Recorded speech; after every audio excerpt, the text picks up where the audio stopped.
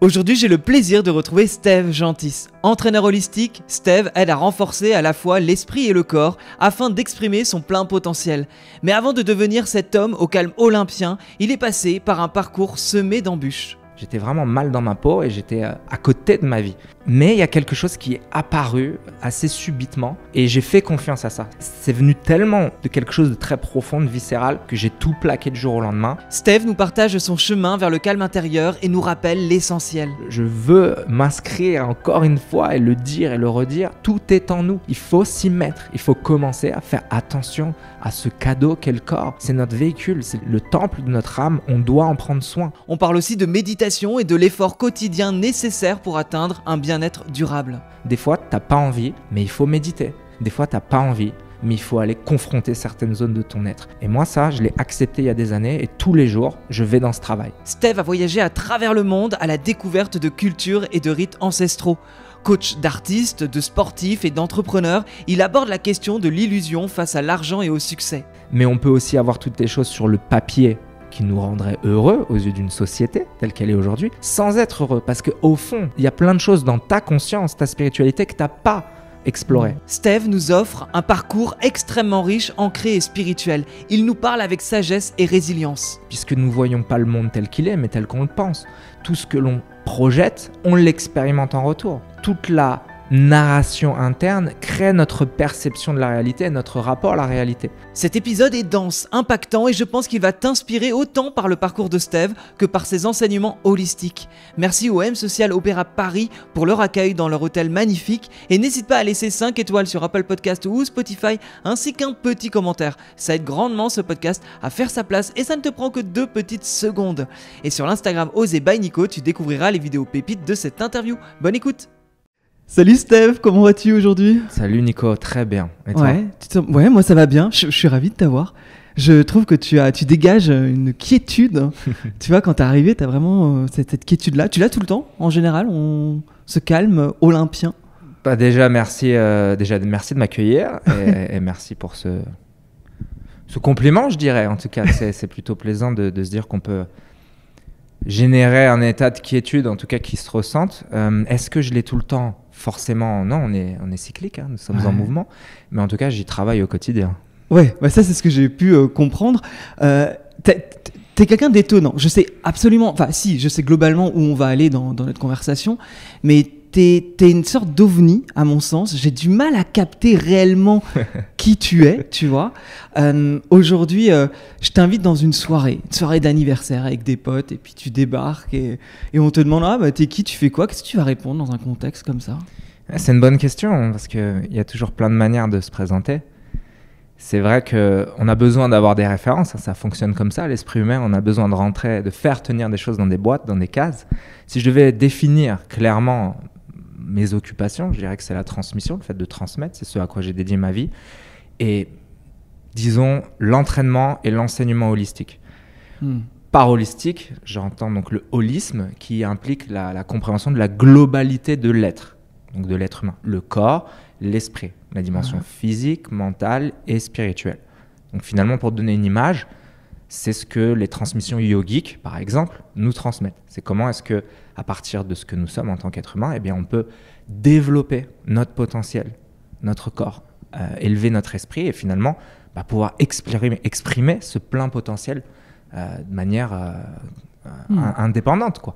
Sans chercher une autorité extérieure, mais en connectant avec ce qu'on a à l'intérieur pour le rayonner, le donner, l'offrir au monde. Ouais, tu dis aussi sur ton Instagram que tu es conférencier et artiste martial. On est plein de choses à la fois, je reviens un petit peu à cette présentation pluridisciplinaire. C'est vrai que l'art est quelque chose qui a été très présent pour moi depuis l'enfance. J'ai eu la chance de grandir dans une famille qui était très sensible, qui m'a beaucoup sensibilisé, je veux dire, aux arts, au théâtre, à la littérature, la poésie, le cinéma et les arts martiaux. Les arts martiaux, donc on entend parler parfois de sport de combat. Les arts martiaux, c'est même des disciplines qui sont encore plus holistiques, justement, où on intègre une dimension philosophique, spirituelle. Les arts martiaux très connus sont ancestralement le judo, le kung-fu, le karaté, mais pas dans la vision qu'on en a aujourd'hui compétitive, plus dans le mode de vie. C'est-à-dire que, on en revient à ce qu'on disait par exemple avec l'exemple du yoga, c'est comment est-ce que je cultive mon corps, mon esprit, pour être la meilleure version de moi-même et finalement pour pouvoir contribuer au monde. Parce que si moi je suis épanoui et je suis heureux, forcément je vais rayonner cette joie autour de moi. Et donc, je m'inscris dans finalement un fonctionnement harmonieux avec la vie et mon environnement. Donc, j'ai grandi avec ça. Et ça a été pour moi une véritable voie d'éducation holistique. Et c'est pour ça que je dis artiste martial, parce que c'est avant tout pour moi un art de vivre, plutôt que même la dimension de combattre, qui fait partie de cet art-là. Et conférencier, bien oui, parce que j'interviens aussi dans des conférences, tout simplement pour transmettre tout ça aussi à un public plus vaste. Quand tu étais petit, tu avais un rêve? Quand j'étais petit, j'avais un rêve. C'est une très bonne question parce que j'ai pas de souvenir d'avoir quelque chose en particulier. Ok. En revanche, j'ai la conscience d'être complètement à l'endroit que mon cœur me dicte. Je sens que je suis complètement... Je m'autorise à vivre mon rêve dans l'instant, au quotidien, à faire ce que j'aime, qui m'anime et qui m'élève et qui continue de m'enseigner aussi. Ça veut dire qu'enfant, adolescent, tu savais pas trop qu'est-ce que tu allais faire de ta vie? Non, clairement pas. D'ailleurs, il y a eu une adolescence particulièrement chaotique. Ok. Chaotique dans quel sens? Chaotique dans le sens qu'il y a eu un complet refus, disons, du système de l'éducation nationale déjà. Ma maman, ma mère étaient professeurs des écoles. C'est pas un rejet vis-à-vis d'elle pour faire de la psychologie de comptoir, mais c'est plus, voilà, j'ai baigné dans ce milieu aussi très éducation nationale, un peu classique, conventionnel, et on a beaucoup de chance. Ça peut correspondre très bien à plein de personnes. En tout cas, moi, ça n'a pas fonctionné. Donc, il y a eu un véritable refus de l'autorité, un véritable refus d'apprendre et de rentrer justement dans des cases. Déjà, un énergumène à l'époque, et aussi une très grande sensibilité que je n'embrassais pas, que je n'assumais pas. C'est-à-dire que je m'inventais un rôle, par exemple, de petit dur, de petit caïd. Parce que aussi, il y a toute une partie de ma scolarité, de mon adolescence, qui était dans des quartiers difficiles. Disons difficiles, ça veut tout et rien dire, mais en tout cas, où il y avait une certaine force, selon ma compréhension de jeune à l'époque, qu'il fallait exprimer. Et bien sûr, ça m'a appris beaucoup. Mais d'un autre côté, la force n'empêche pas la sensibilité. C'est complémentaire, c'est yin et yang. Et moi, je me suis inventé ce rôle de petit dur. Donc, c'était la bagarre, c'était la violence, c'était des conflits internes, c'était la petite délinquance. Donc, j'ai vraiment été dans une période chaotique.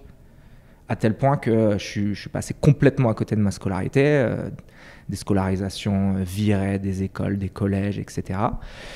Jusqu'au jour où j'ai eu comme une forme d'éveil, une prise de conscience subite, comme je n'avais pas du tout réussi à faire quoi que ce soit avec ma scolarité. Je me suis retrouvé à travailler dans le milieu du bâtiment. Et moi, j'ai un profond respect, bien sûr, pour toutes les personnes qui font ça. Ça m'a beaucoup appris sur la vie. Et un jour, au milieu d'un chantier, j'ai eu comme un flash où j'ai vu la trame spatio-temporelle que j'étais en train de manifester, où je passais complètement à côté de quelque chose qui me correspondait plus. Et j'ai senti que ce qui m'animait, c'était de transmettre. Donc même en ayant été dans le chaos, dans la violence, dans même la souffrance psychologique durant mon adolescence, qui n'a pas été que ça, il y a aussi des bons moments, mais ça a été quand même difficile, j'ai senti que la seule chose qui me tenait, c'était justement les arts martiaux. C'était la seule chose que j'avais continué à faire. C'est-à-dire que même dans la période où j'étais vraiment un petit con, je continuais d'aller au dojo, de m'entraîner, de faire des compétitions, de combattre. C'était mon seul fil d'Ariane, c'était ce qui me maintenait. Et je me suis reconnecté à ça et j'ai senti que c'était ça la voie.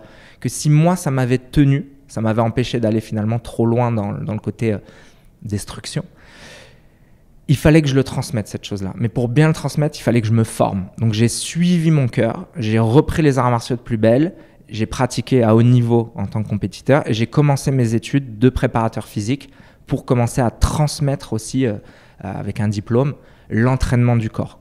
Et je voulais transmettre donc les arts martiaux et la préparation physique à cet âge-là. J'avais 17 ans. Et c'est là qu'il y a eu une grosse transition. Ouais, tu étais quand même assez jeune. Finalement, quelque part, les arts martiaux, c'est comme si ça t'avait gardé dans un cadre, j'ai le sentiment. Et que finalement, en fait, t'aurais pu être en roue libre. Et les arts martiaux t'ont gardé sur cette voie-là. Quand tu parles d'éveil, tu penses que tout le monde peut ressentir un éveil comme ça? Tu penses que c'est dû à quoi? Il y a plusieurs manières de redéfinir l'éveil, hein. L'éveil, c'est certainement pas être en haut d'une montagne et tout savoir et être un super sage spirituel. L'éveil, j'aime bien la définition aussi japonaise, on dit parfois le satori, c'est un instant d'éveil. C'est-à-dire qu'il y a un moment, il y a une compréhension profonde, il y a une vision profonde, mais c'est éphémère. C'est-à-dire qu'il peut y avoir un instant d'éveil où on se retrouve face à notre âme ou face à une partie très profonde de notre être, de notre conscience, et on va réaliser des choses. Et ça peut se produire dans plein de situations de vie. Parfois, c'est dans les situations difficiles, même souvent. La perte d'un proche, une situation très difficile, une grande épreuve de la vie, une maladie. On est tellement confronté à quelque chose d'extrême que c'est dans ces moments-là où il peut y avoir ces phases d'éveil. Ça peut aussi se passer dans une situation où on est très bien, hein. Mais moi, c'est venu dans ce contexte où j'étais mal, en fait. J'étais vraiment mal dans ma peau et j'étais à côté de ma vie. Mais il y a quelque chose qui est apparu assez subitement et j'ai fait confiance à ça. C'est-à-dire que j'aurais pu ne pas l'écouter et me dire non, tu es en train de te faire des films et juste, c'est pas grave, tu continues ça et on verra bien. Mais c'est venu tellement de quelque chose de très profond, de viscéral, que j'ai tout plaqué du jour au lendemain. Je vivais chez ma mère à ce moment-là. Mon père n'avait plus du tout confiance en moi. C'était limite, il me disait, bon, bah, lui, il sera soit en prison, soit à la rue, soit mort. C'était ça la relation à un moment avec mon père. Mais quelqu'un de magnifique, qui m'avait d'ailleurs initié aux arts martiaux jeunes, m'a donné une dernière chance. Donc je l'ai retrouvé chez lui à Paris et j'ai pu faire mes études dans le sport. Wow. Il m'a donné une dernière chance et je l'ai saisi à corps et âme. Ouais, bah ouais, il semblerait.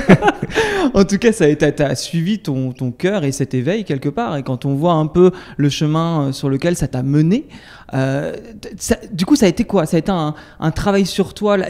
Comment est née la spiritualité chez toi? J'ai l'impression que la spiritualité et le côté justement holistique de toutes les parts que représente un être, tu embrasses ça vraiment dans la totalité. Comment c'est né chez toi? C'est justement les arts martiaux qui t'ont amené sur ce chemin-là?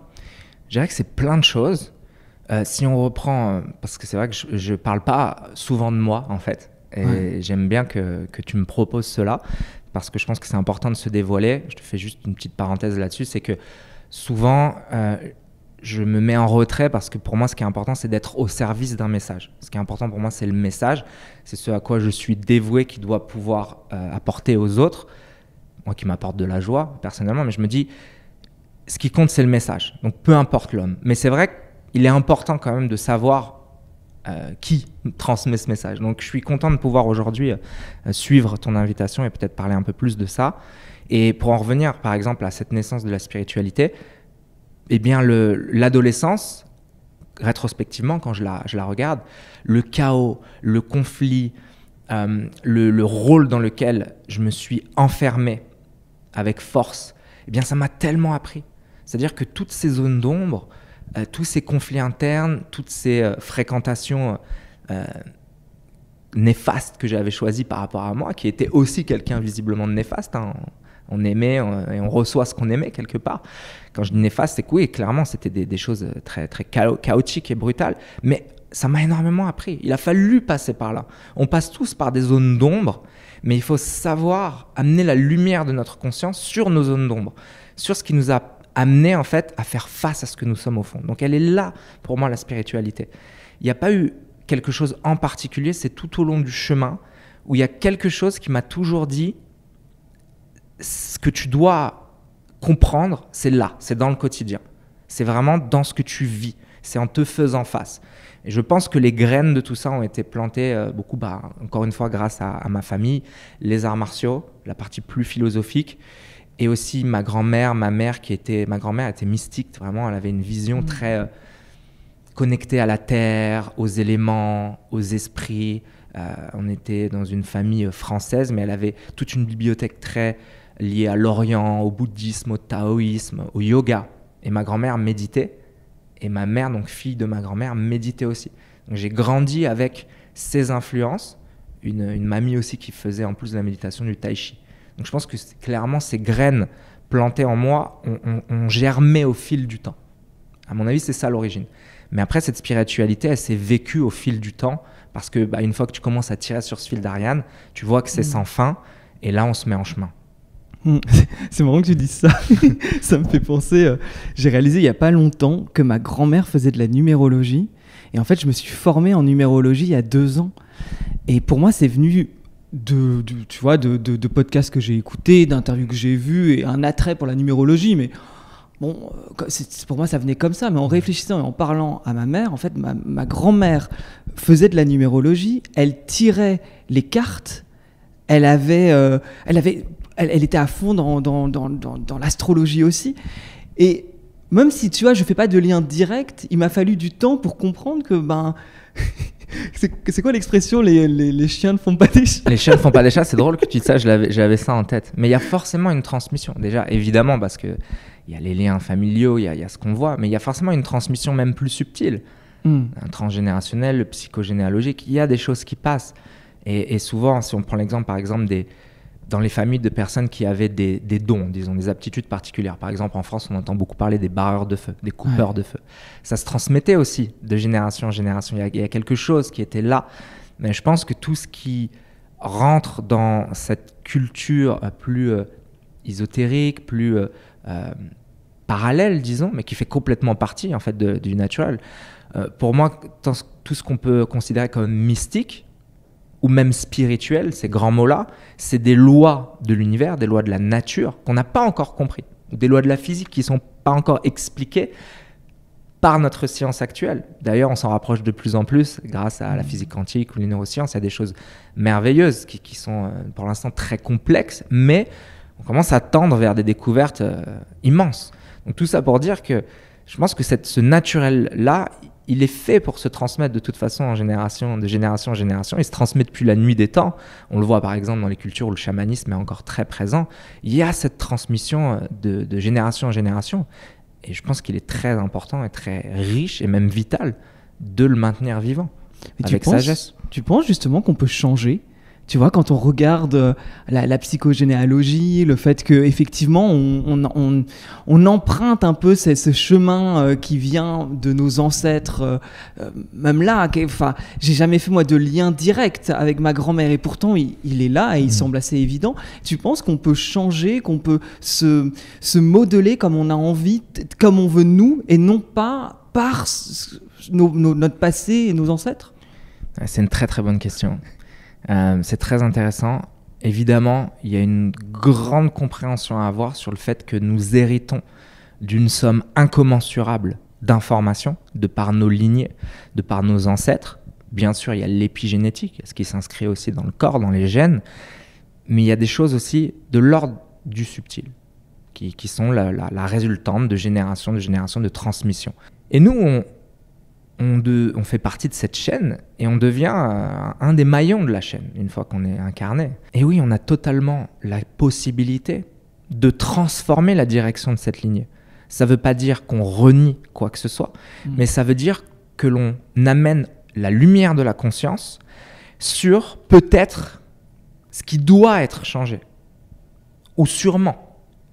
Par exemple, des choses qui sont, disons, des traumatismes, des choses lourdes, portées dans une lignée, dans un héritage, dans une famille, à laquelle, en faisant un travail sur soi, on prend conscience de ces choses-là. On fait ce travail-là, et là, on peut prendre la responsabilité de dire, dans ma lignée, ça s'arrête avec moi. Ce non-dit, cette névrose, cette violence, cette brutalité qui se véhiculait dans ma famille, mais de manière inconsciente, forcément, dont je suis l'héritier dans cette époque-là, je peux choisir en m'éveillant, en travaillant sur ma conscience, d'arrêter ça. Mais c'est une responsabilité. C'est-à-dire que je transforme mon comportement en quelque chose qui ne fera pas, qui ne prolongera pas ça sur mes enfants, par exemple. Donc je réalise des choses qui m'ont été transmises et par l'amour et le travail sur moi, je vais transformer ma manière de vivre, de les comprendre pour ne pas les faire continuer dans cette lignée-là. Et en revanche, je peux créer d'autres manières, justement, de transmettre. Et c'est ça toute l'idée de l'éveil au niveau individuel pour le collectif. C'est-à-dire que je me transforme, moi, dans la compréhension que ça va ouvrir ma vie à bien des niveaux, mais que toutes les personnes qui vont venir avec moi, mes enfants, petits-enfants, arrière-petits-enfants, vont bénéficier de ma transformation d'état de conscience. Et ça, c'est une véritable responsabilité qui fait partie de ce cheminement, disons, spirituel. C'est un grand mot. Moi, j'aime bien le mot conscience aussi. Je suis conscient de cela et conscient que mes actions vont être des causes qui vont engendrer une multitude d'effets ensuite. Et comment on arrive à prendre conscience réellement de ces actions-là et de pouvoir changer? Parce que c'est quelque chose que je remarque beaucoup, tu vois, dans le développement personnel. Ça fait 5 ans que je fais des stages, que je tente le chamanisme en Colombie, ou les retraites de silence, ou de yoga. J'ai une grande curiosité, je le fais par envie, tu vois. J'ai pas l'impression d'être non plus un défrossé outre mesure, mais il y a vraiment cette curiosité de découvrir de quelque chose de plus grand, on va dire. Et vu que j'aime voyager, c'est l'occasion de tester pas mal de choses. Mais il y a aussi le fait d'avoir ma psy à Paris, d'avoir vu un psychiatre l'année dernière, et des fois de me dire, mais ces fameux changements dont tu parles, j'ai du mal à les mettre en pratique, comme si le naturel revenait toujours au galop, en fait, tu vois. Je sais pas si ça te parle. Ça me parle complètement, et c'est ça qui fait écho à ce que l'on disait au tout début de cette conversation, lorsque je tentais de me présenter en disant enseignement, entraînement holistique. C'est là que pour moi rentre en jeu cette compréhension globalité de l'être, le holisme, l'aspect holistique. C'est comment est-ce que, en comprenant de quoi je suis fait en tant qu'être humain, le corps, l'esprit, le fonctionnement de l'esprit, le fonctionnement du corps, comment est-ce que dans un travail quotidien, conscient, je viens transformer ce qui doit l'être, libérer ce qui doit l'être, activer ce qui doit l'être. Donc, je te donne des exemples. Passons déjà par le corps. Comment je dois bouger tous les jours. Le corps a besoin de mouvement. Tout est mouvement. Donc, quelle est la manière la plus consciente de s'entraîner pour moi? Qu'est-ce qui me fait plaisir? Quelle appétence naturelle j'ai pour telle ou telle activité? Mais en tout cas, le corps doit bouger. Il y a aussi une manière de respirer. La voie du souffle est immense, c'est le lien entre le corps et l'esprit. Donc comment est-ce qu'on peut utiliser notre respiration, par exemple, pour être conscient de l'instant, se reconnecter à l'instant, gérer notre niveau de stress, notre niveau d'anxiété, atteindre des états de conscience différents, travailler sur la voie du souffle, c'est ancestral. Ça, c'est un autre exemple. L'alimentation, nous sommes ce que nous mangeons. Pensez à Sofiane, par exemple. Il y a toute une manière de s'alimenter qui joue sur notre niveau de conscience aussi. La manière de dormir, la manière de consommer du contenu, tout ce que je vais amener dans mon système, dans mon esprit, parce que je regarde, parce que je lis, parce que j'écoute, va influencer mon niveau de conscience. Donc ça fait partie de la nourriture, pas uniquement l'alimentation, l'information. Donc ça, c'est déjà une compréhension assez holistique au niveau physique. Comment est-ce que je gère mon énergie? Par quelle pratique? Et puis après, c'est lié, c'est quotidiennement, comment est-ce que j'investigue sur ma construction, mon conditionnement, ma manière de penser le monde, de voir le monde? Et bien là, c'est un travail profond de tous les jours. Il y a la méditation, il y a tous les enseignements ancestraux que nous transmettent de nombreuses sagesses sur lesquelles on peut s'appuyer, ou d'ailleurs ce que nous disent aussi des compréhensions plus contemporaines, de la psyché, du cerveau, des neurosciences, etc. Par exemple, la méditation, pour moi, c'est une voie ultime pour travailler sur ça. La méditation au sens authentique, c'est une hygiène spirituelle quotidienne. Donc si on met tout ça en perspective, attention à la manière dont je bouge, dont je respire, dont je médite, dont je nourris mon corps, les relations sociales, comment est-ce que je cultive les personnes avec qui j'ai des interactions, parce qu'on s'élève mutuellement ou on se tire vers le fond mutuellement. Ça, c'est une compréhension holistique et c'est ça un art de vivre. Je comprends que je ne suis que de passage sur Terre et que tout peut être au service de mon éveil, de mon épanouissement. On est là pour apprendre, c'est aussi une vie école, une planète école. C'est quelque part la conscience qui s'expérimente elle-même à travers nous. Donc tout est la porte, si on le décide, pour que l'on comprenne des choses et que l'on travaille sur cette essence profonde. Il n'y a pas de séparation. Ça demande d'être contrôlant.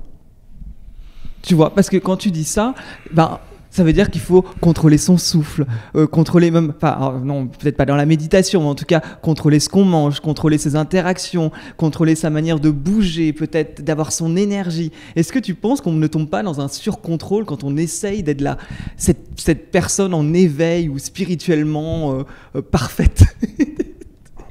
Ça, c'est une très bonne question. Merci de la poser. Elle est éclairante. Ça dépend d'où part aussi l'intention. Est-ce que c'est l'ego qui veut s'inventer une personnalité spirituelle ou c'est quelque chose de beaucoup plus profond, au-delà de l'ego, quelque chose qui vient du cœur, de ton essence, qui te pousse à ça parce que tu sens qu'il y a autre chose, qu'il y a une autre manière de vivre, qu'il y a un lien avec le vivant beaucoup plus profond, qu'on peut créer autre chose que ce qu'on voit tous les jours dans cette matrice. Quand ça vient de quelque chose de beaucoup plus profond, c'est pas l'ego qui veut s'inventer une personnalité spirituelle. Il y a bien déjà une différence dans la manière plus ou moins superficielle ou artificielle de faire les choses. Il faut que ça parte de quelque chose qui vienne du plus profond, de l'honnêteté, de l'intégrité. C'est pas pour plaire au monde ou pour se regarder dans une glace. C'est juste parce que tu le sens dans ton cœur. C'est aussi ce qu'on peut appeler la foi. Donc ça, c'est la première chose. L'autre chose, c'est que tout est toujours équilibre, yin-yang, voie du milieu. Il y a toujours un paradoxe. Donc, on parle de contrôle. Quelque part, il y a un contrôle parce qu'on apprend à respirer de certaines manières, on choisit nos aliments avec conscience, on bouge le corps, on s'astreint à une méditation. Il y aurait une forme de structure. Mais à l'intérieur de cette structure, le lâcher-prise doit pouvoir opérer. Je te donne l'exemple du danseur. Un danseur classique, tu vois cette grâce. C'est parce qu'il y a tellement de travail derrière, mais il y a un lâcher-prise à l'intérieur de l'incarnation du rôle, de la musique, du geste. Et c'est là que la beauté s'exprime naturellement. Il n'y a pas de résistance, il n'y a pas de force. Donc il y a une structure, un art de vivre, mais l'art crée un mouvement vertueux naturel qui n'est pas dans le contrôle, qui n'est pas dans le fait de freiner. C'est justement l'état de flow. Tu vois, c'est subtil, c'est paradoxal et en même temps on peut le sentir. C'est pile poil la voie du milieu. Le yin, le yang, c'est au centre. Et c'est ça, j'aime beaucoup, il y a Jean Genet qui avait écrit Le Funambule. On est un peu des funambules, on marche sur un câble tout au long de notre vie. Mais c'est un peu ça, c'est être ce funambule, pas tomber dans la force, pas tomber dans la négligence et trouver cet état de flow au centre. Et pour ça, on doit être dans l'instant présent. Non, mais c'est ça. Alors là, pour le coup, que ce soit les épisodes de podcast ou quand j'ai l'occasion de faire des conférences aussi, j'ai besoin de préparer. Par contre, après, je suis dans l'instant présent. Donc, c'est exactement ça. Il y a une préparation qui me demande un certain contrôle. Mais effectivement, par la suite, c'est l'ambiance, c'est le feeling, c'est... Il y a autre chose dans le lâcher-prise que je mets en pratique. Il y a quand même quelque chose. Attends, parce que là, c'est vrai que moi, quand je t'écoute, j'ai l'impression que je peux boire tes paroles, tu vois, en mode, mais c'est vrai que c'est fascinant, tu parles bien, t'as un charisme naturel qui se dégage de toi. Mais j'ai l'impression, là, d'avoir quitté ce gamin qui décide d'aller à fond dans les arts martiaux et qui devient préparateur, qui fait des études pour devenir préparateur physique. Je pense qu'il y a un gap d'ailleurs entre cette envie-là et qui tu es aujourd'hui. Sans rentrer dans le détail, ça a été quoi un peu les grandes lignes, les grands tournants comme ça dans ta vie ? Merci de structurer tout ça parce qu'effectivement, là, il y a quelques pièces manquantes au puzzle. Donc, j'ai suivi mon cœur qui me disait d'aller apprendre à transmettre, effectivement, par la préparation physique, revenir aux arts martiaux avec encore plus de ferveur. Et j'ai commencé donc ces études. Je suis passé du dernier de la classe au premier de la classe, entre guillemets, pour donner une image. Mais en tout cas, il y avait le fait de faire ce que j'aimais qui m'a porté. Et aux alentours donc de 17-18 ans, quand je plonge profondément dans ces études pour enseigner et pour entraîner, à l'époque, c'était clairement que le corps. Je n'avais pas du tout la maturité pour transmettre, par exemple, la méditation ou des choses liées à plus au domaine de l'esprit.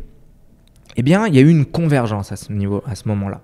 Plein d'expériences de vie, les premières grosses ruptures amoureuses, toutes les choses qui viennent bouger aussi émotionnellement. Et la méditation, elle est revenue, que je voyais dans ma famille, mais elle est venue comme étant... Elle s'est imposée naturellement. Donc j'ai commencé à méditer aux alentours de 17-18 ans, mais de manière au début complètement instinctive. Et puis j'ai commencé à approfondir cette étude de la méditation, à aller dans des centres de yoga, aller dans des centres bouddhistes, aller dans des centres laïques, là où il y a ce qu'on appelle la mindfulness, la méditation de pleine conscience.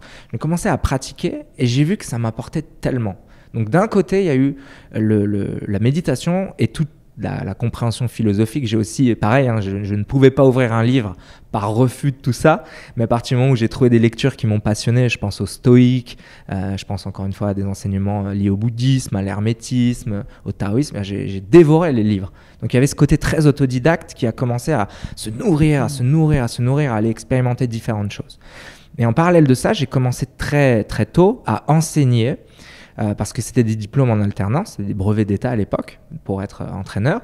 Et j'ai commencé à entraîner dans une salle, pas loin d'ici, dans le centre de Paris, qui était une salle de sport où il y avait énormément de personnes du milieu créatif, artistique, entrepreneurs, grands chefs d'entreprise. C'est un lieu très élitiste, disons, Mais il y a eu un réseau de personnes assez incroyable. Et moi, je me suis retrouvé catapulté là-dedans à 18 ans. J'ai eu le feeling qu'il fallait que j'aille là-bas.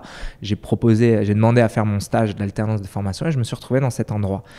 Et en fait, très rapidement, je pense que l'enthousiasme a fait que ça a très bien fonctionné pour moi. J'ai tout de suite entraîné beaucoup de personnes, des grands designers de mode, des acteurs américains, des gros chefs d'entreprise. J'ai commencé à voyager à New York, à travailler aux États-Unis, à revenir à Paris.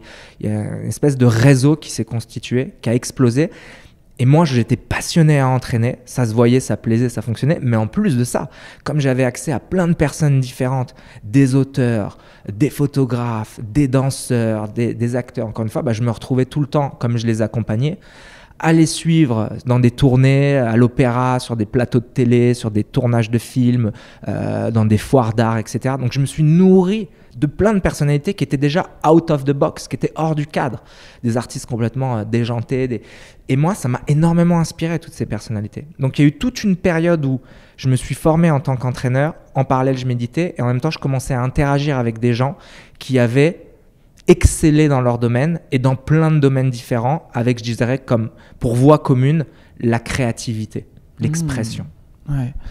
Tu peux citer des personnes avec qui tu as travaillé ? Ouais, il y en a certaines.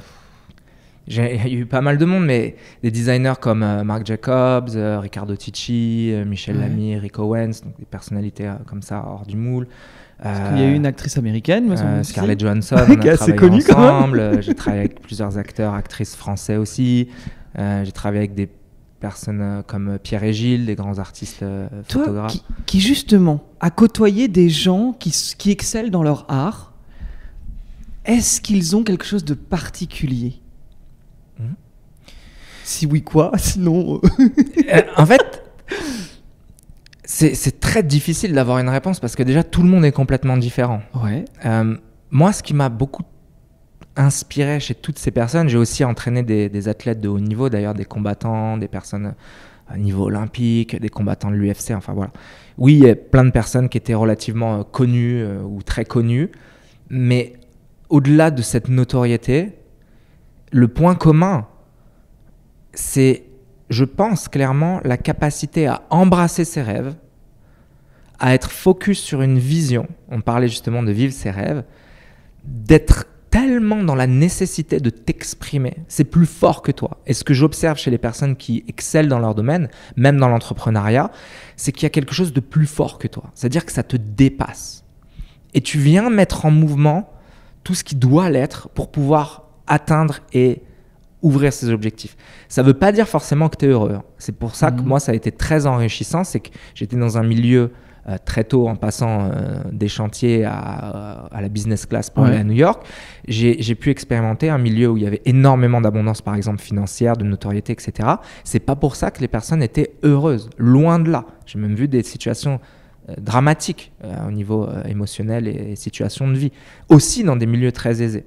Donc ça ne veut pas dire que c'est parce que tu excelles que tu es forcément heureux, c'est des choses différentes. Mais en tout cas, il y a vraiment ce point commun à avoir une vision, à accepter la singularité, à être focus, à travailler, mais avec acharnement sur ce que tu veux voir émerger. Where focus goes, energy flows. C'est vraiment ça la chose, je dirais, en commun chez toutes ces personnalités. C'est que tu mets ton intention, ta vision, ton travail droit vers ce que tu veux venir. Et tu te laisses pas abattre par le conformisme. Ça te brûle, ça doit sortir. Et pourquoi, si ils ont leur énergie qui va vers quelque chose de plus grand qu'eux, qui a potentiellement le succès et l'abondance, qu'est-ce qui fait que justement tout le monde n'est pas heureux, voire, comme tu l'as dit, dans des situations catastrophiques ou dramatiques ? Pourquoi ? Et ça, c'est très intéressant. C'est justement là que rentre en jeu la conscience, une compréhension beaucoup plus profonde. Parce que c'est aussi l'ego, c'est aussi la représentation du soi. C'est-à-dire l'idée qu'on a de nous-mêmes, la construction de notre personnalité, qui est aussi construite à partir de blessures, à partir de sentiments de manque, de ne pas être assez, ou d'ambition, etc. Il n'y a pas de jugement dans ce que je dis, c'est juste pour redéfinir un peu ce qu'est l'ego. C'est la somme du connu, c'est toutes les mémoires qu'on a accumulées depuis notre enfance, notre éducation, notre héritage culturel, nos systèmes de valeurs, de croyances. Bref, tout ça se construit au fil du temps et ça donne la personnalité que nous sommes aujourd'hui. On est tous animés, à un moment donné, on est tous mis en mouvement par l'ego aussi, clairement. Ça ne veut pas dire, même si l'ego et ton ambition et ton talent te permettent de réaliser de grandes choses à l'échelle d'une société, ça ne veut pas forcément dire qu'une partie beaucoup plus profonde de toi a été guérie à certains niveaux, a été comprise aussi. C'est pas du tout incompatible, c'est-à-dire qu'on peut avoir un succès ou de l'abondance à tous les niveaux, que ce soit dans le travail, la reconnaissance financière, les relations sociales, tout ce qu'on veut, et être complètement aligné. Mais on peut aussi avoir toutes les choses sur le papier qui nous rendraient heureux aux yeux d'une société telle qu'elle est aujourd'hui, sans être heureux. Parce qu'au fond, il y a plein de choses dans ta conscience, ta spiritualité que tu n'as pas exploré. Donc on parle de cette superficialité qu'on pouvait évoquer tout à l'heure, c'est-à-dire que sur le papier, le décor, la scène de théâtre, elle est bien, elle est nette, mais à l'intérieur, les backstage, t'as pas fait face à des choses que tu n'avais pas réglées quand tu étais enfant, des choses peut-être que tu n'avais pas compris, ou des moments de vie où il y a eu des choses très difficiles que tu n'as pas intégrées, qui t'ont créé des blessures, et tu continues de vivre avec ces blessures. Donc même si de manière extérieure, tu sembles cocher toutes les cases de la joie, à l'intérieur, il y a des choses où il va falloir aller. Et c'est ça le travail de conscience. C'est là où la méditation revient, c'est là où l'introspection, l'étude de la pensée, l'étude de ce que nous sommes entre en jeu. Et c'est ça le vrai travail fondamental pour un être humain qui veut s'épanouir et être en paix, en harmonie. C'est d'aller à l'intérieur. C'est assez intéressant. Pour avoir connu la vie sur le papier qui était excellente, j'ai bien compris qu'effectivement, j'étais pas forcément heureux à ces moments-là. Et c'est par la suite d'ailleurs que j'ai mis en place toutes les retraites. J'ai l'impression d'être un surconsommateur, mais c'est pas comme ça que je le vois non plus.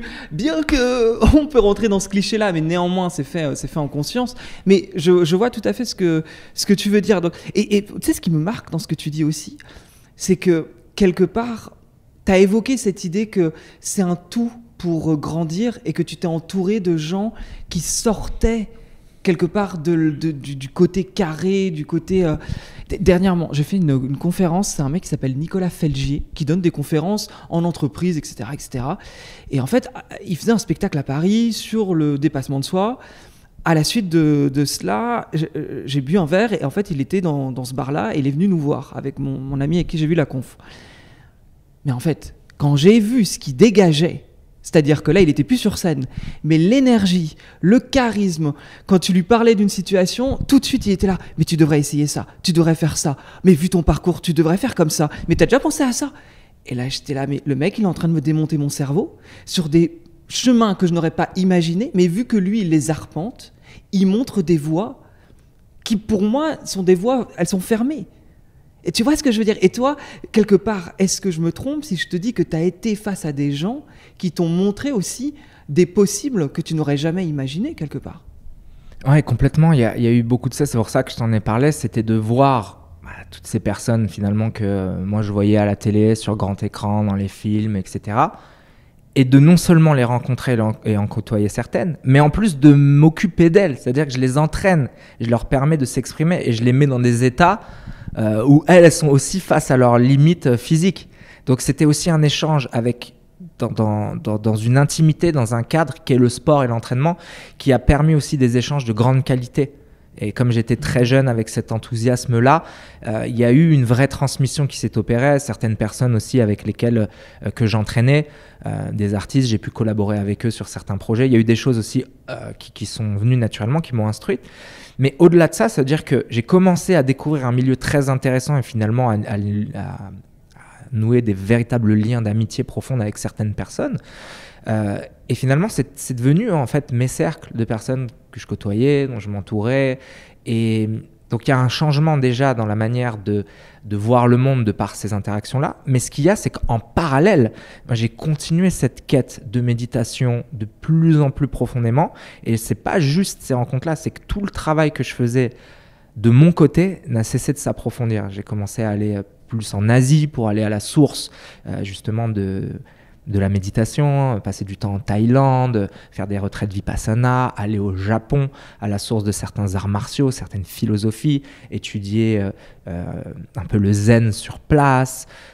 Donc ça a vraiment été l'idée de je dois aller à la source de certaines choses, aller au Népal, rencontrer certains maîtres, certains mentors. Donc j'ai vraiment choisi de voyager pour continuer d'apprendre et continuer d'aller me former dans différents endroits. Il y a eu aussi l'Amérique latine, les rencontres avec le chamanisme, commencer à travailler de manière sérieuse, ancrée, avec une véritable éducation et un sens du sacré autour de l'utilisation des antéogènes, des psychédéliques, donc les plantes médecines.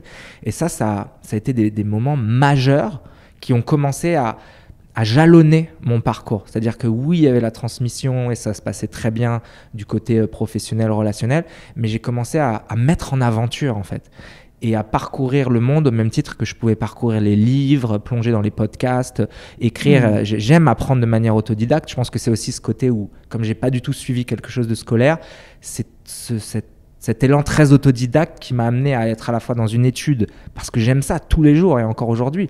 J'ai des heures d'études. Mais en plus, je veux voyager, je veux aller rencontrer là où certaines sagesses sont toujours vivantes et vibrantes. Je veux m'imprégner de ça, comprendre pour effectivement ensuite pouvoir le transmettre. Ouais.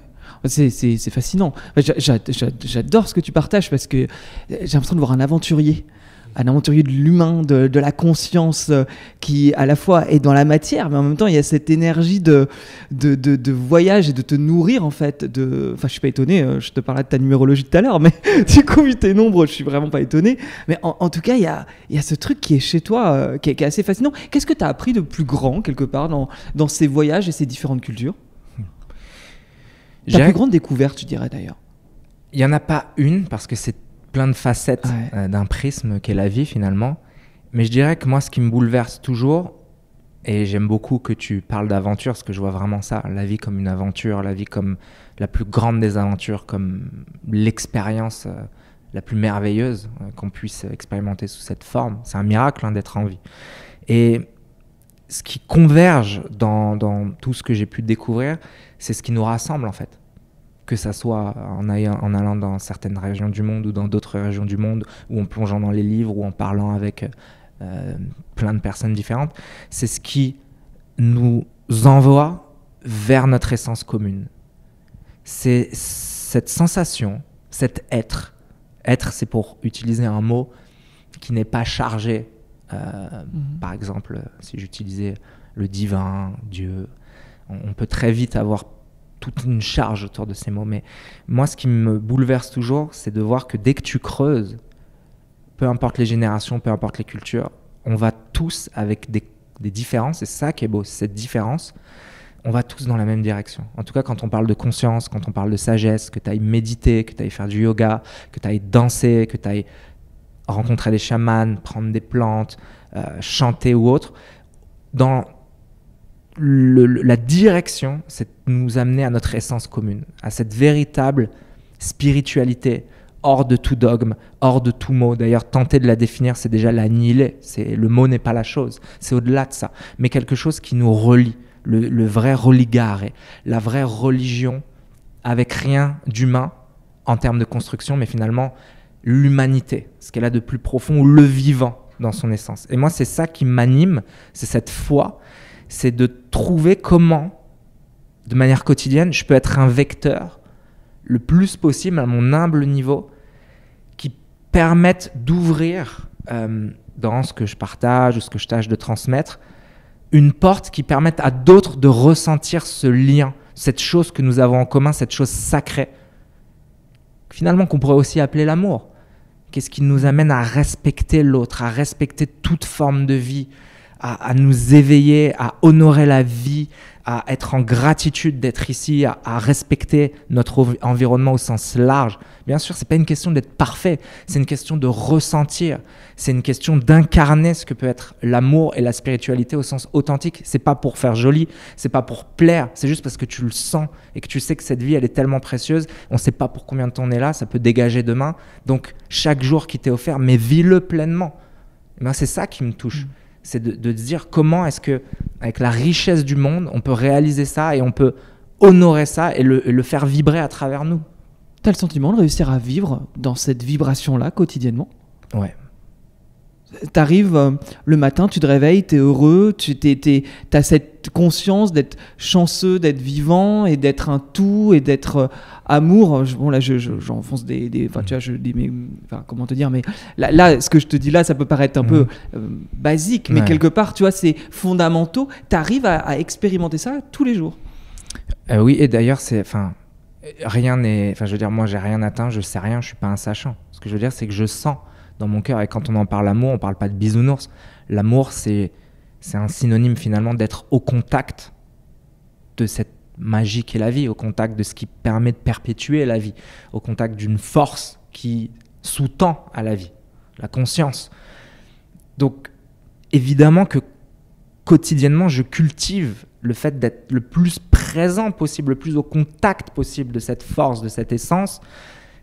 Et c'est pour ça que j'ai choisi de dédier ma vie à ce type de mission de vie. C'est pas un travail, c'est quelque chose qui me met en mouvement, c'est une dévotion, c'est une question de foi, ça m'anime, ça me passionne. Donc oui, je le ressens pleinement, parce que c'est la manière la plus intègre et honnête, je pense, de pouvoir le transmettre.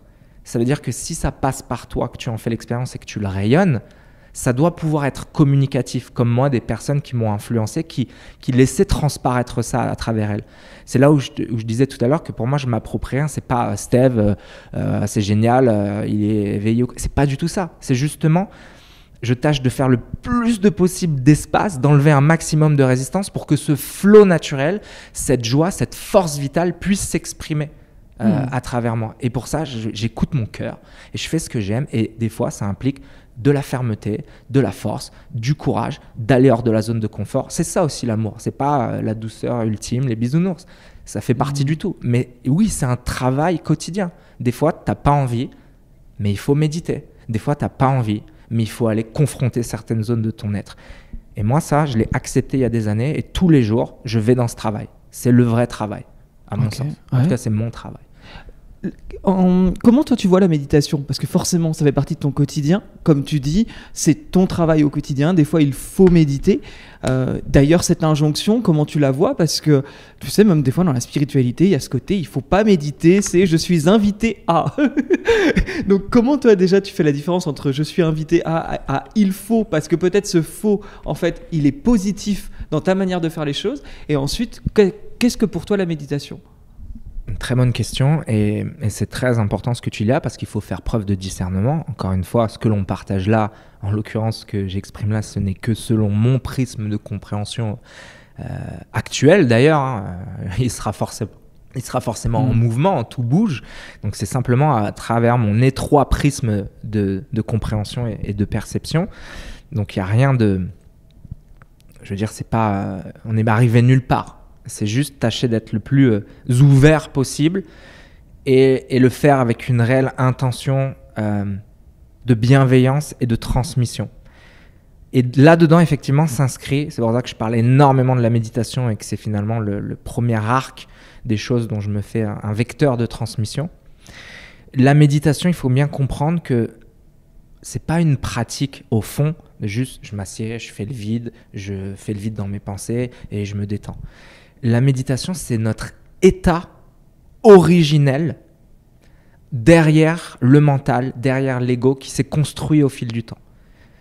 Voyons la méditation comme un contact, un état d'être, de contact avec ce qui est.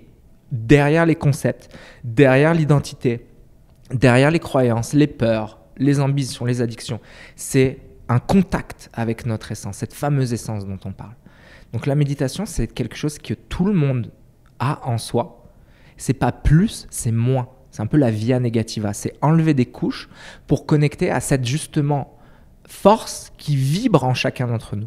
Ouais. Donc il y a plein de types de méditations différentes. Il y a des méditations où on se concentre sur des mantras, sur de la visualisation, ça c'est autre chose. Moi quand je parle je l'utilise aussi, mais quand je parle de méditation au sens authentique, c'est être complètement au contact de ce qui est. Par exemple, Vipassana, ou mindfulness. Tu prends contact avec toutes tes couches sensorielles, tu connectes avec ton corps énergétique, tes sensations, les sons, le goût, l'odorat, la vision, même les yeux fermés, et tu commences à observer ça, ce qui fait l'expérience de la conscience à travers toi, le corps, et observer le penseur.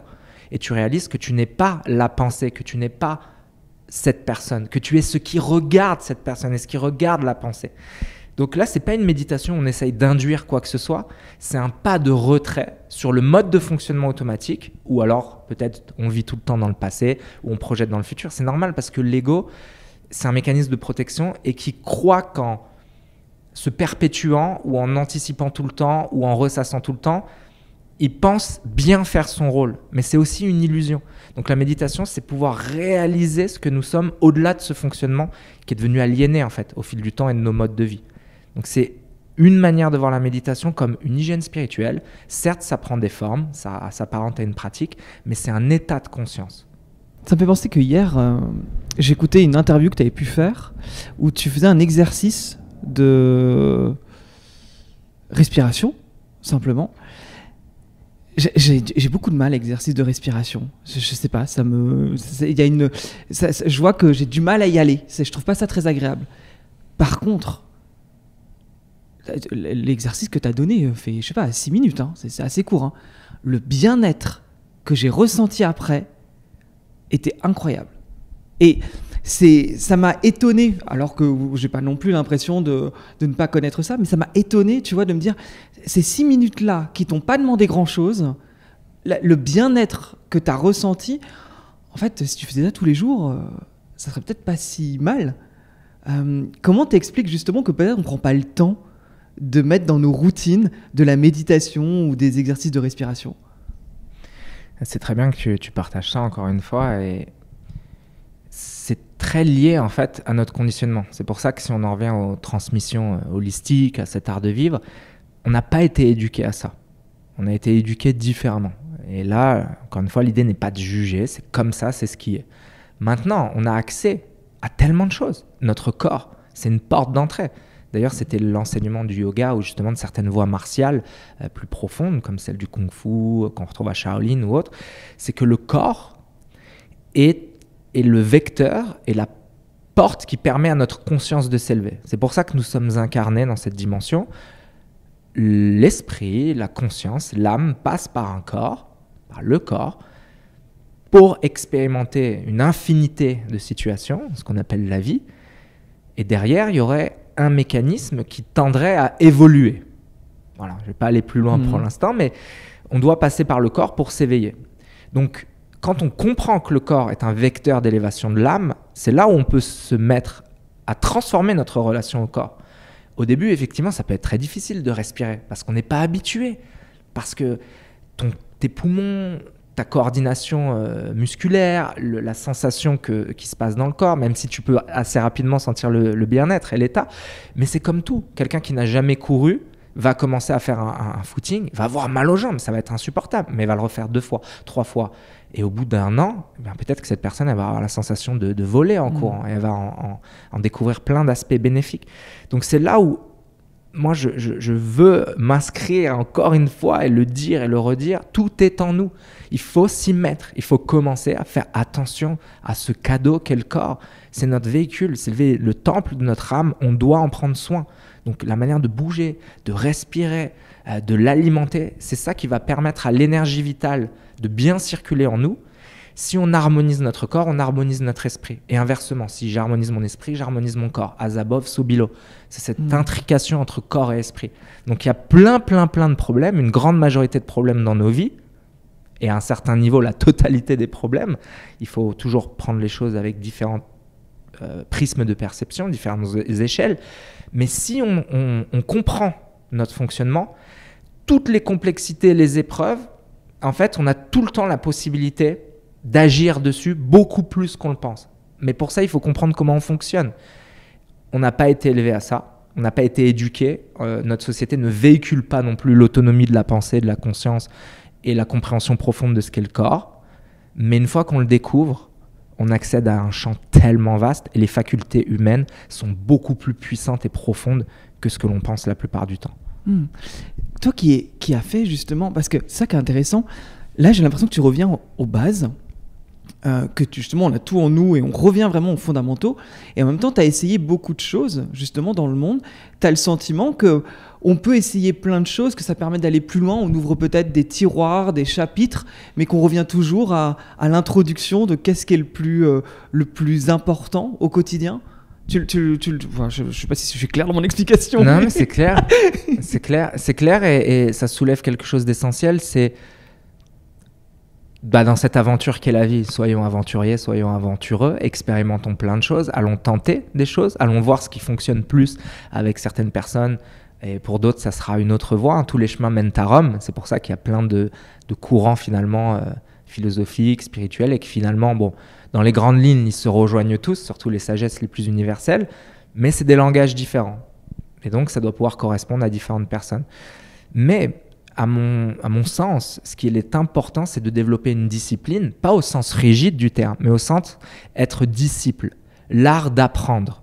Donc de maintenir cette posture d'étudiant à vie, cette humilité de toujours être en état d'apprentissage, parce que la vie nous apprend tous les jours, qu'on n'est jamais arrivé, comme on le disait avant. Et c'est cultiver cette discipline, être un disciple de la vie, qui nous permet cette ouverture pour voir ce qui fonctionne avec nous et ce qui nous permet de progresser. Et j'ajouterais à ça qu'il est important de développer un état de chercheur, c'est-à-dire qu'on ne sait pas ce qu'on va trouver, parce que si on sait ce qu'on va trouver, c'est déjà perdu d'avance, mais on organise le travail sur nous comme un chercheur. C'est-à-dire que si je vais essayer du yoga, j'y vais en pleine conscience et je sens qu'est-ce que cette posture me fait, qu'est-ce que cette respiration me fait. Si je vais essayer un stage, c'est pas d'ecstatic dance, qu'est-ce que la danse instinctive me fait, qu'est-ce qui se passe au niveau de mes émotions. Mais pas juste consommer et enchaîner en pensant que ça va régler le problème tout seul. Y aller en pleine conscience et voir ce que chaque aspect peut m'apprendre. C'est là où on doit aussi être présent, parce que sinon on peut accumuler une multitude de stages, de recherche et d'informations, mais c'est juste de l'accumulation, il n'y a pas d'intégration. Donc c'est toujours notre état de présence qui détermine la qualité de ce qu'on va pouvoir en retirer. Ouais, c'est bien de le préciser, je trouve que c'est un point important. J'ai quelques questions, réponses rapides. Ouais. Enfin, tenter des questions, réponses rapides. Tenter, hein. Je suis bavard comme tu as vu.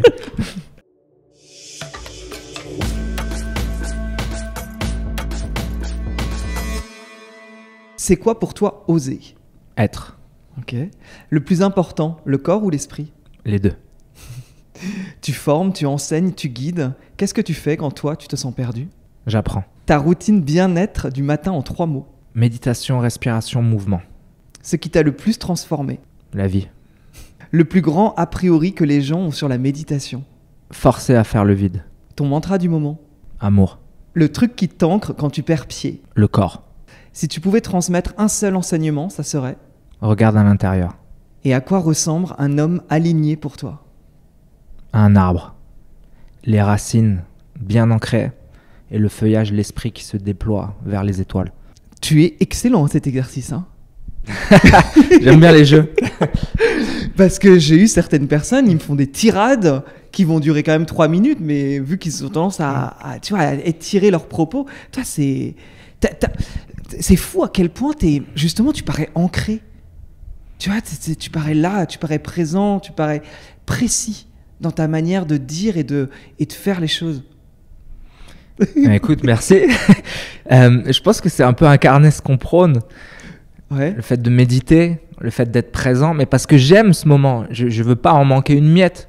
Je sais pas moi où ça va tout ça. Je sais juste que là on est toi et moi dans une discussion, ici et maintenant, en présence. Et donc on est totalement ensemble. Je veux le vivre dans l'instant.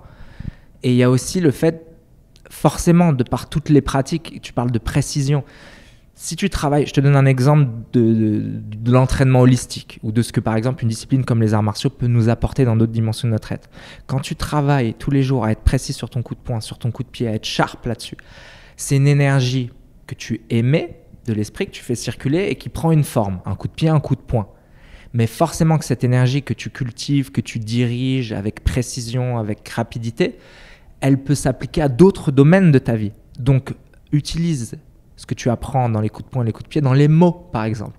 Donc, je peux développer, partir à faire un kata et un flow dans une réponse plus longue, ou je peux faire un coup de coup de poing ou de coup de pied avec un mot. C'est juste un exemple pour dire, c'est génial, tout ce qu'on peut étudier dans des domaines apparemment du corps nous apporte pour la pensée, l'expression.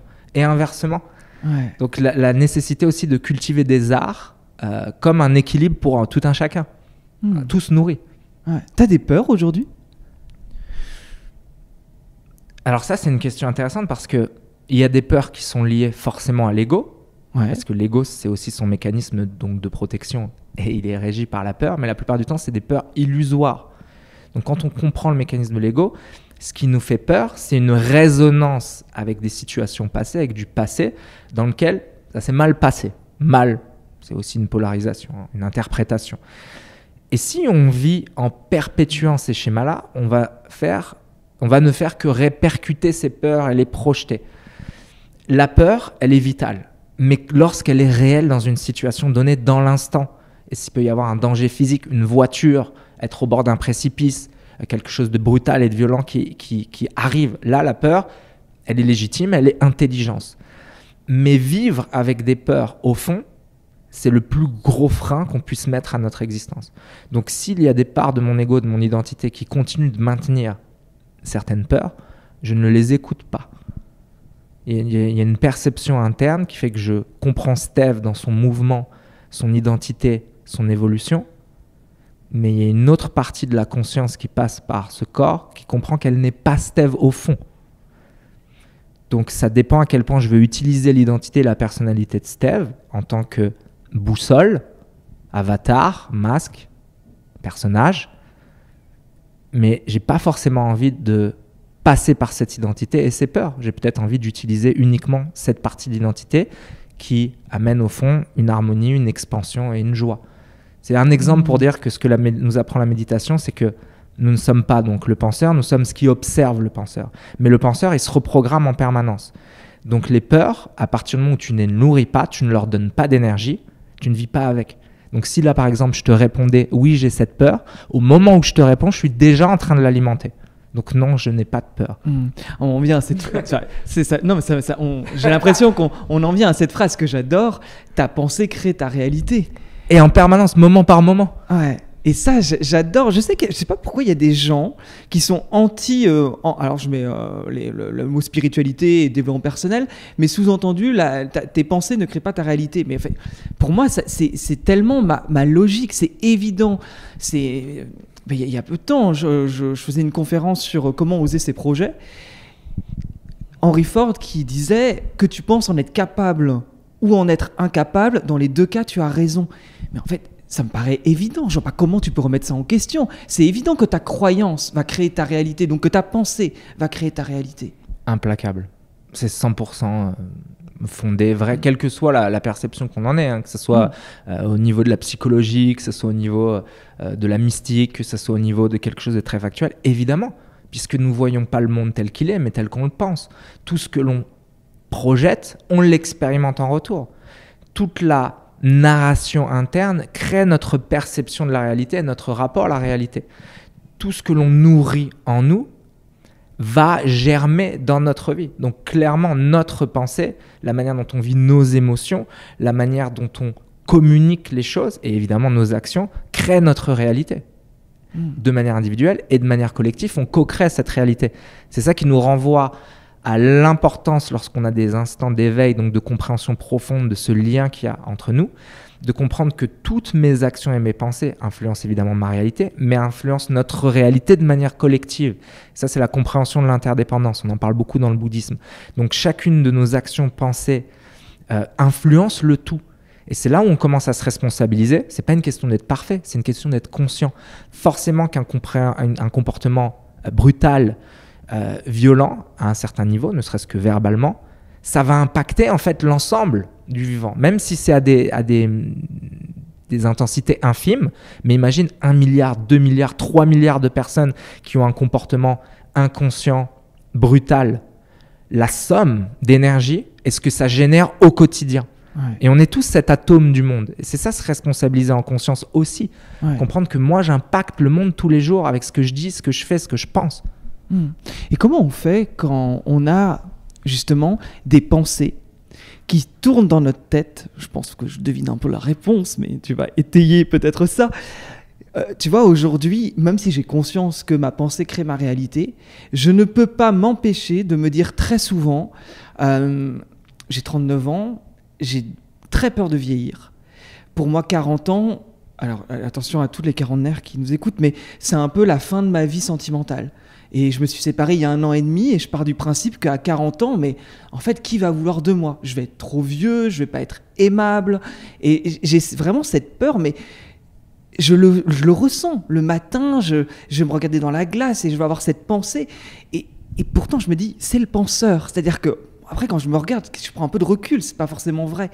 Mais j'ai ces peurs-là, la peur de vieillir, de ne plus être aimable, la peur de manquer Là, moi, j'ai l'impression de toujours manquer, de pas avoir assez de followers, de pas avoir assez d'argent, d'être tout le temps, mais en fait, t'es pauvre, t'es pas là où ta vie tu devrais être. Tu vois, il y a quand même des espèces de pensées parasites qui m'empêchent pas de faire des choses sans quoi je serais pas en face de toi, tu vois. Mais néanmoins, dans mon quotidien, j'ai ces pensées parasites. Comment on fait pour enlever les pensées parasites dans notre esprit? Alors là, ça peut être une vraie réponse. Je vais tâcher d'être concis. Une longue réponse, parce que là, on est à l'essence finalement de ce qu'est la méditation et le travail sur soi. Bon, déjà, tu le transcendes dans bien des domaines, puisque comme tu dis, tu es là et tu affirmes plein de choses au-delà du penseur. Donc, déjà, il y a l'observation factuelle et la mise en mouvement du fait que même en ayant des pensées négatives, on peut transcender ces choses-là. Maintenant, tout ça nous renvoie à une investigation sur soi. Tout ce que tu dis là, tes peurs, ta vision du monde, tout ce que tu évoques, c'est ta construction. C'est le fruit de ton vécu, de l'accumulation du connu, de la mémoire, et le fait que tu te sois identifié à ces concepts. Par exemple, on parle tous de la crise de quarantaine, de 40 ans, etc. On a une idée. Mais qu'est-ce que ça veut dire déjà 40 ans ? Au fond, c'est un concept. Qu'est-ce que ça veut dire ne pas avoir assez de ceci ou de cela ? C'est que de la création, des illusions, et tout est construction. Donc c'est percer la nature des choses, voir que la plupart du temps, on se raconte une histoire. On est tout le temps en train de projeter des choses, de les créer et de les nourrir. C'est un circuit fermé, c'est le serpent qui se mord la queue. C'est la pensée qui s'alimente elle-même. La peur de manquer que tu ressens, comme tu l'as évoqué. Qu'est-ce que si tu investigues sur cette peur et que tu remontes à la racine, à l'origine de cette peur, quelle est l'origine de cette peur ? Dans l'enfance, quel aurait pu être le manque ou les situations de vie qui t'ont amené à construire une personnalité qui a cette peur du manque et qui est mise en mouvement également par cette peur ? Peut-être qu'à un moment ça t'a servi, mais peut-être que maintenant il est temps de reprogrammer ce penseur. Donc je te donne différents actes de compréhension. Ouais.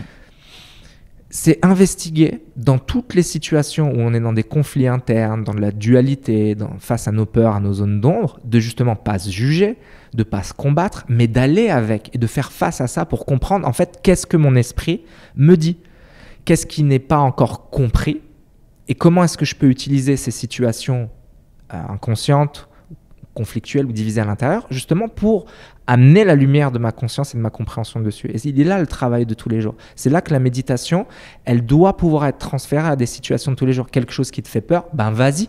Parce que si ça fait peur, c'est-à-dire qu'il y a une réponse derrière. Mais vas-y en pleine présence, on en revient à cette présence. Et vas-y comme un chercheur, regarde quelle est cette peur, quelle partie de ma personnalité, quel registre ça vient ouvrir et quelle compréhension je peux en avoir. Donc c'est toi ton propre mentor, ton propre maître au quotidien. Et puis, il y a plein de manières. Le méditer, revenir à la respiration, revenir au corps, observer cette pensée. C'est-à-dire que vraiment, tu es dans ton monologue intérieur, peut-être que la pensée, elle s'arrête pas. Au bout d'un moment, observe la pensée. Regarde-la parler. Regarde le monologue, regarde jusqu'où il va. Et tu vas voir qu'au bout d'un moment, tu vas rigoler. Tu vas dire, mais cause toujours. Parce qu'en fait, si ce petit penseur, ce petit bavard interne, tu le regardes, au bout d'un moment, il s'arrête. Parce c'est le serpent qui se mord la queue. C'est-à-dire que la pensée s'annule en elle-même. Si tu retournes l'attention face à elle-même, tu peux créer des moments d'hiatus, d'espace. C'est aussi ça la méditation. Ouais. Donc si j'essaye de te faire une réponse concise pour te dire que si vraiment on s'accorde à l'étude de notre fonctionnement, il y a plusieurs biais que nous enseigne la méditation qui permettent de comprendre ce fonctionnement et de voir que nous ne sommes pas le penseur, mais de surtout voir que toutes ces pensées répétitives, en fait, elles pointent exactement du doigt vers des choses qu'on n'a pas encore comprises. C'est hyper intéressant. C'est hyper intéressant. Je voudrais parler un tout petit peu de ta numérologie, bien que j'ai l'impression que Après, on va me dire, ouais, mais la numérologie, c'est l'effet Barnum, etc., etc. Sous-entendu, c'est des phrases, tu sais, un peu toutes faites. Mais je fais pas exprès, avec ta date de naissance, je suis quand même tombé sur quelque chose où, depuis tout à l'heure, bon, évidemment qu'il n'y a pas de grande surprise. En numérologie, tu as un chemin de vie 9. Tu t'y connais un peu en numérologie ou pas du tout ? Alors, très peu. Ça te parle ou pas du tout ? Oui, et en fait, je t'ai envoyé tout ça de manière précise avant, parce que j'ai fait une interview pour ABC Talk avec Alexandra, qui a une émission qui est basée autour de la numérologie. Ok. Donc on a fait cette émission il n'y a pas longtemps, c'est-à-dire qu'elle est spécialisée en numérologie. Ouais. Et toute son émission, je trouve ça génial, en fait, elle est à partir du thème en numérologie de son invité. Donc elle se base, comme toi, sauf qu'elle, c'est vraiment c'est tout le concept de l'émission, sur le thème en numérologie. Et à partir de là, en fait, elle dirige son émission et son interview. Et c'était vraiment génial. J'ai beaucoup aimé le vivre de cette manière. Mais à part ça, je ne m'y connais pas. Ça ne fait pas partie des choses que j'ai étudiées. En revanche, elle n'est pas encore sortie. Cet épisode n'est pas encore sorti. En revanche, c'était bluffant de précision. Clairement. Ouais, bah, ça ne m'étonne pas. Mais du coup, tu dois savoir que tu as du 9 et du 8. Hein, elle a dû t'en parler. Ouais. Le chemin de vie 9, hypersensibilité au service de l'humain, du collectif, d'une passion, d'un art, de l'universel. Il est tolérant, dévoué, ouvert, international, engagé, idéaliste, une imagination créative. Il aime découvrir le monde, il aime voyager, il aime briller, être reconnu, travailler pour le collectif ou devant un public, les sciences humaines, le luxe, l'ésotérisme. Mais j'ai l'impression que ça te parle, tout ça.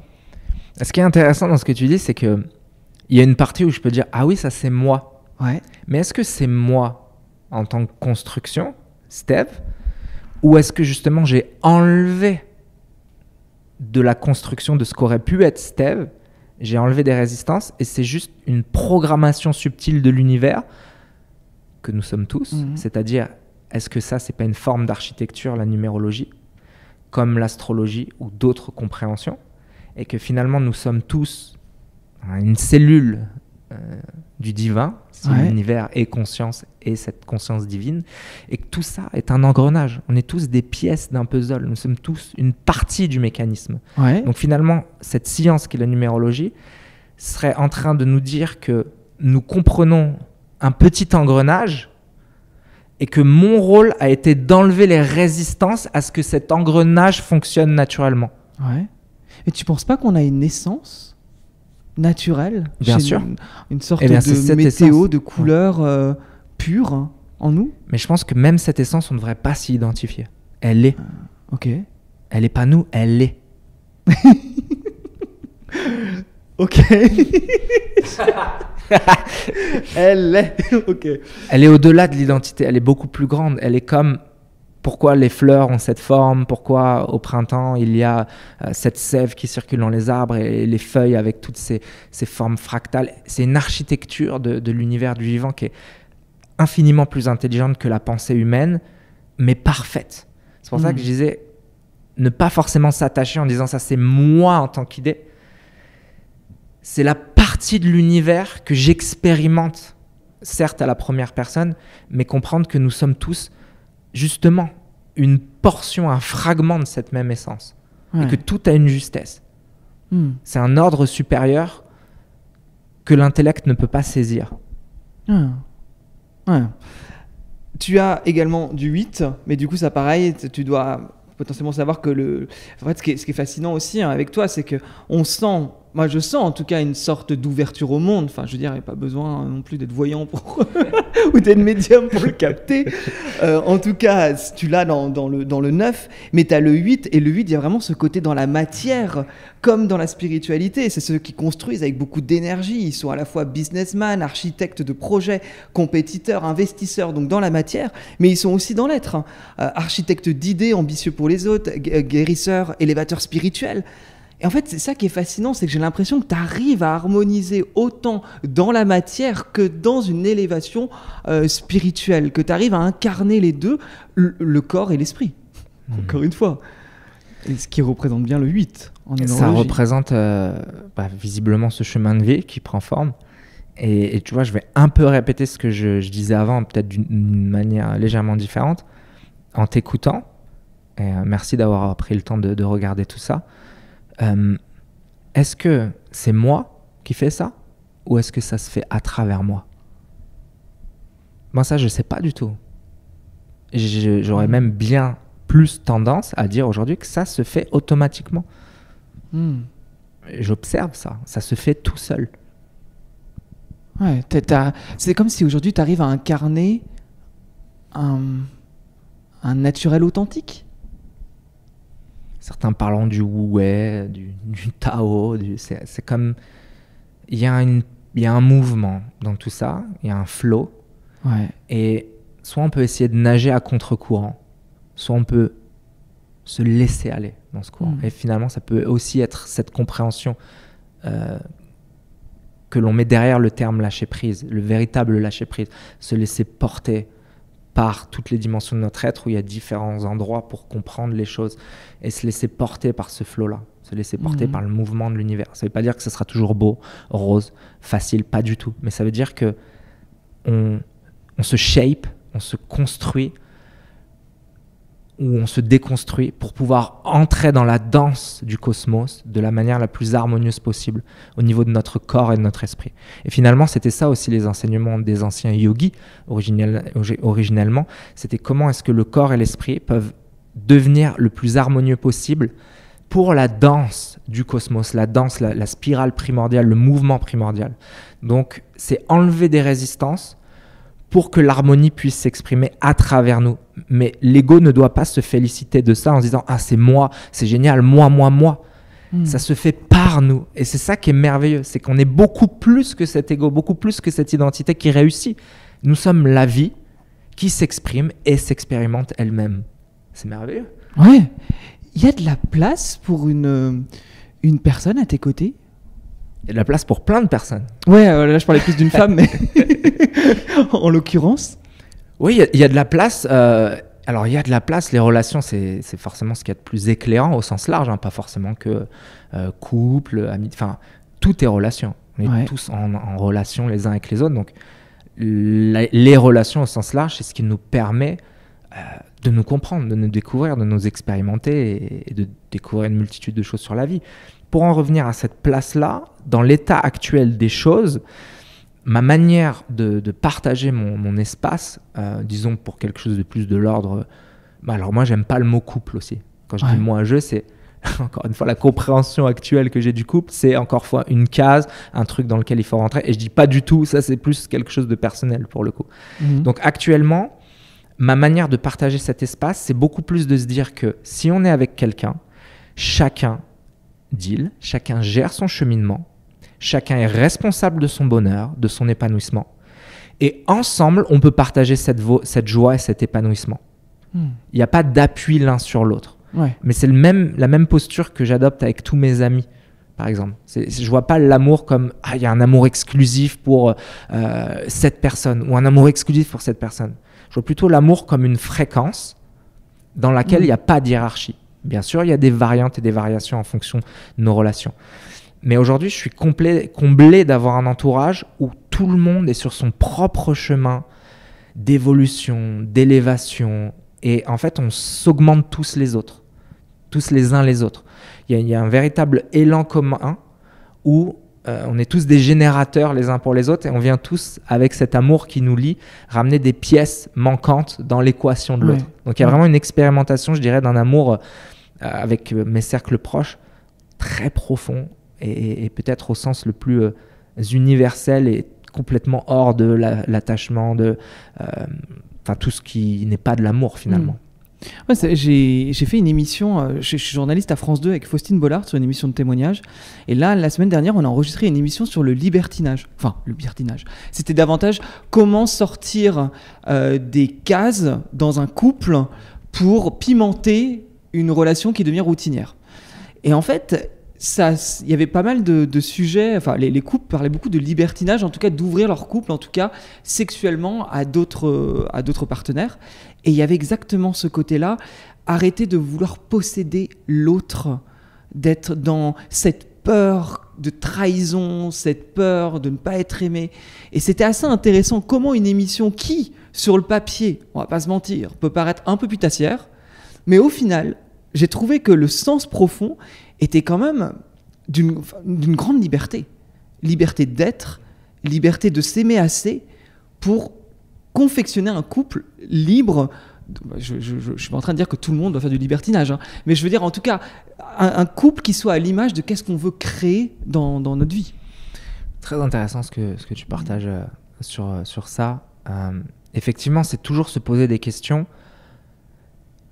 L'idée n'est pas de tout déconstruire pour déconstruire, mais avec conscience et discernement, se poser des questions sur quels sont les conditionnements, les conventions avec lesquelles on vit, les idées dans lesquelles on s'enferme. Par exemple, l'idée d'un couple, l'idée de ce que doit être un homme, l'idée de ce que doit être une femme. Par exemple, quand je dis ça, c'est est-ce que l'homme doit forcément tout le temps être dans cette posture justement juste yang, force, ou est-ce qu'un homme peut embrasser aussi sa part de féminité et donc sa spiritualité? Est-ce qu'une femme doit être que dans sa polarité féminine ou ne pas embrasser aussi cette polarité masculine de force? C'est toujours yin-yang, des principes énergétiques fondamentaux. Donc, juste tout ça pour dire qu'on a beaucoup d'idées sur plein de concepts. À partir du moment où on peut s'accorder avec discernement et sagesse avec une personne avec qui on partage une relation, c'est ça qui compte. C'est que chacun s'y retrouve et soit en accord avec sa perception du bien-être et de l'équilibre. Et le libertinage, c'est intéressant. Je veux dire, dans ce que ça questionne, moi, c'est pas du tout mon domaine. Mais par exemple, si je te donne une expression de la liberté qui est importante pour moi aujourd'hui dans ce que je peux partager, par exemple, dans l'intimité, dans les relations, c'est pas le libertinage, c'est la liberté d'aller en aventure, mais plutôt en aventure géographique. C'est-à-dire que moi, si je partage quelque chose avec quelqu'un, c'est la compréhension que j'ai besoin de voyager, que j'ai besoin d'aller en retraite peut-être 3 mois et que je donnerai pas signe de vie, que je serais peut-être en silence, que je serais peut-être en train de travailler, je sais pas, à travailler le sabre au Japon. Et j'ai besoin qu'on encourage cette liberté parce qu'elle est tellement vitale pour moi que j'aime qu'on puisse l'encourager, au même titre que j'aimerais au maximum encourager la liberté de l'autre. Donc ça sort aussi du cadre de dire on est forcément tout le temps ensemble, on doit forcément tout le temps prendre des nouvelles l'un de l'autre. Je crois beaucoup plus à encourageons la croissance mutuelle, la liberté, l'expansion. Mais ça peut prendre une multitude de formes différentes. Ah, c'est passionnant. Tu sais que je pourrais parler mais des heures avec toi. Ça fait déjà une bonne heure et demie, me semble-t-il. Je vais terminer avec ma question signature. Qu'est-ce que tu as osé de plus grand dans ta vie? T'as osé, mais qu'as-tu vraiment osé de plus grand? Ça va être une réponse un peu simple par rapport à tout ce qu'on s'est dit là, mais j'ai osé vivre. Ouais, bah c'est déjà pas mal. T'as osé vivre. Moi, ce que je retiens beaucoup de tout notre échange, c'est à quel point on peut se regarder et voir quels sont les schémas que justement, que ce soit dans les pensées, que ce soit en fait nos automatismes. J'ai l'impression, tu vois, que là, après cet échange, j'ai envie de prendre un peu de recul et de reprendre la méditation. Ça fait des années que je médite, mais est-ce que je médite vraiment de la bonne manière? Est-ce que je ne suis pas dans des espèces de dogmes de « il faut faire comme ci, il faut faire comme ça » Est-ce qu'une simple observation, justement, ne serait pas la plus bénéfique aujourd'hui? Tu vois, c'est de reprendre les fondamentaux. Je trouve que tu inspires en tout cas ce besoin de revenir aux fondamentaux. Bah, écoute, merci beaucoup. C'est toute l'intention derrière. Et peut-être pour clôturer sur cette idée de la méditation, on ne peut qu'inviter tout le monde à s'offrir cet espace, ne serait-ce que quelques minutes tous les jours, à investiguer sur notre fonctionnement. Et ce qu'il faut bien comprendre, c'est que rien n'est fixe, tout est mouvement. De dire moi je suis comme ceci, ou je suis comme cela, ou je suis comme ceci parce que j'ai vécu ça, parce que mes parents étaient comme ça, c'est une illusion, c'est faux. On peut être exactement ce que l'on veut être et on peut se recréer, se réinventer. Et c'est vrai pour le corps, la manière dont on mange, dont on dort, dont on bouge, réagencer notre organisation au niveau du corps, travailler sur cette matière. Oui, ça prend du temps et ça doit être quotidien. Mais on peut aussi le faire avec notre esprit. Nous sommes un processus, nous sommes ce mouvement. Donc nous sommes libres à partir du moment où on réalise que rien n'est fixe, que tout peut changer. Et qu'est-ce qui met tout cela en mouvement? C'est notre état de conscience. Lorsque l'on comprend que toute notre expérience de vie dépend uniquement de notre état de conscience, ça pointe du doigt vers la chose essentielle sur laquelle on devrait travailler tous les jours. C'est mon état de conscience. Comment est-ce que je peux prendre ce pas de recul, voir ma construction, et avec douceur, avec amour, avec sagesse et discernement, faire bouger les choses, parce qu'elles peuvent bouger un peu tous les jours, en écoutant la boussole du cœur qui sait vers où on doit aller. Parce qu'il y a on la met souvent au niveau du cœur, il y a cette force en nous qui nous guide. Donc si on suit ça, on va savoir quel mouvement suivre dans nos vies. On doit faire confiance à ce qui est là. Où est-ce qu'on peut te retrouver? Sur ton Instagram principalement? Principalement Instagram, c'est effectivement là où c'est le réseau social que j'utilise le plus, et j'ai créé une communauté en ligne qui est un dojo en ligne en fait. Dojo en japonais, c'est le lieu de la voix, donc c'est vraiment un endroit dématérialisé, parce que c'est en ligne où on vient pratiquer, Ouais. et qui est complètement dédié justement à la méditation et à la respiration, et donc à la transmission autour de la conscience. Et dedans, je donne des lives toutes les semaines. Et il y a toute une communauté, c'est merveilleux en fait, qui grandit de personnes qui sont exactement dans ce chemin-là. Et ça ne fait que grandir, où il y a cette force collective qui augmente. Et puis il y a plein de pratiques à l'intérieur de la communauté guidées avec différents types de méditation, différents types de respiration, du travail énergétique, etc. C'est un dojo en ligne. De toute façon, je mets le lien de tout ça dans la description. Merci. C'était un véritable bonheur de discuter avec toi pour un peu plus d'une heure en tout cas, et au plaisir de se recroiser. Avec joie, merci beaucoup. C'était un grand plaisir aussi pour moi. Merci Nico. À bientôt. À Salut. bientôt. Merci d'avoir écouté cet épisode jusqu'au bout. J'espère vraiment que cet épisode avec Steve a pu t'inspirer, a pu t'impacter. Je me souviens encore, cette heure et demie face à lui, j'ai vraiment adoré parce que j'ai vraiment senti qu'il résonnait avec tout le discours, avec son parcours et avec ce qu'il crée aujourd'hui. C'est pas quelqu'un qui parle pour parler, c'est quelqu'un qui incarne son message et ça, j'ai adoré. N'hésite pas à laisser 5 étoiles sur Apple Podcast ou Spotify ainsi qu'un petit commentaire. Ça aide grandement ce podcast à faire sa place. Donc s'il te plaît, ça te prend 2 petites secondes. Je te dis à bientôt, salut.